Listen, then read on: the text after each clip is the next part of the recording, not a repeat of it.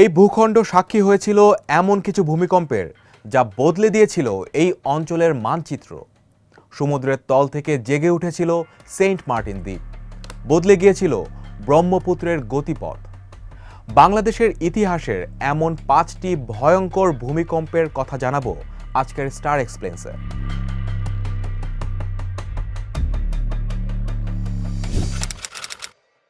ব্রিটিশরা এই বাংলা দখল করে নেওয়ার ঠিক 5 বছর পর এই ভূখণ্ড সাক্ষী হয় অভূতপূর্ব এই দুর্যোগের।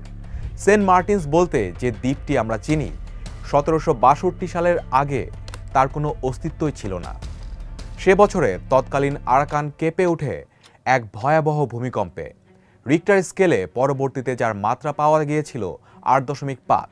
এই শক্তিশালী ভূমিকম্পটির উৎপত্তিস্থল ছিল টেকনাফ থেকে মিয়ানমার পর্যন্ত প্রায় 400 কিলোমিটার যে ফল্ট লাইন রয়েছে সেখানে। এই ভূমিকম্পটি এতটাই শক্তিশালী ছিল যে এটি পানির নিচে থাকা একটি অংশ সমুদ্রপৃষ্ঠের 3 মিটার উপরে উঠিয়ে আনে, আর এটি এখন পরিচিত সেন্ট মার্টিনস হিসেবে। সে ভূমিকম্পে বঙ্গোপসাগরে হয়েছিল সুনামি। বিবিসি বলছে এই সুনামির কারণে ঢাকার বুড়িগঙ্গা নদীর পানি এতটাই বেড়ে যায় যে ঢাকার বহু বাড়িঘর ভেসে গিয়ে সে সময় 500 মানুষের প্রাণহানি হয়। 1762 সালের আরাকানের ভূমিকম্পের প্রভাব ছিল সুদূরপ্রসারী। 1787 সালের ভূমিকম্পে এই ভূখণ্ডের মানচিত্রে আরেকবার পরিবর্তন আসে। বর্তমানে বাংলাদেশে আমরা যে প্রচণ্ড স্রোতের যমুনা নদী দেখতে পাই সেটি এসেছে ব্রহ্মপুত্র থেকে, কিন্তু 1787 সালের আগে এই যমুনা নদীর অস্তিত্ব ছিল না। ব্রহ্মপুত্র নদ আসাম থেকে বাংলাদেশে প্রবেশ করে ময়মনসিংহ অঞ্চলের উপর দিয়ে দক্ষিণ পূর্ব দিকে প্রবাহিত হতো। সেই সময় নদীটি ভৈরব বাজারের কাছে মেঘনার সাথে মিলিত হতো। কিন্তু এই ভূমিকম্পে বদলে যায় সবকিছু। ভূমিকম্পের কারণে ব্রহ্মপুত্র নদীর পুরনো পথে জলের স্বাভাবিক ও দ্রুত প্রবাহ বাধাগ্রস্ত হয়।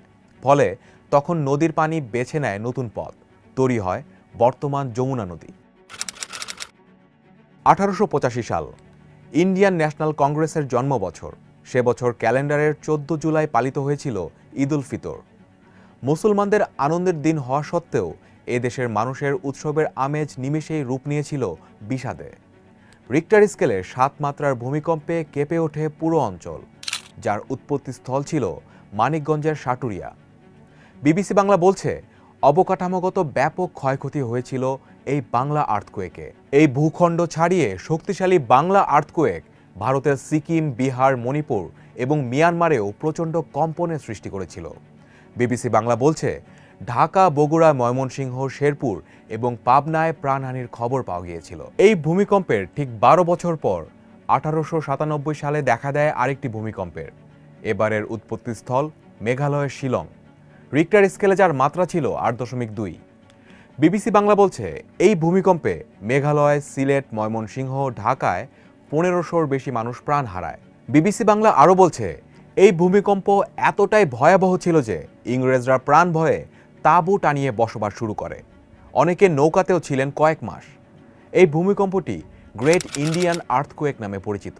1950 সালে ভারতের অরুণাচল প্রদেশে 8.5 মাত্রার একটি শক্তিশালী ভূমিকম্প হয়। এর উৎপত্তিস্থল ছিল ভারতের মিশমি পাহাড়।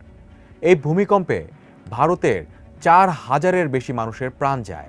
ক্ষয়ক্ষতির মাত্রাও ছিল ব্যাপক।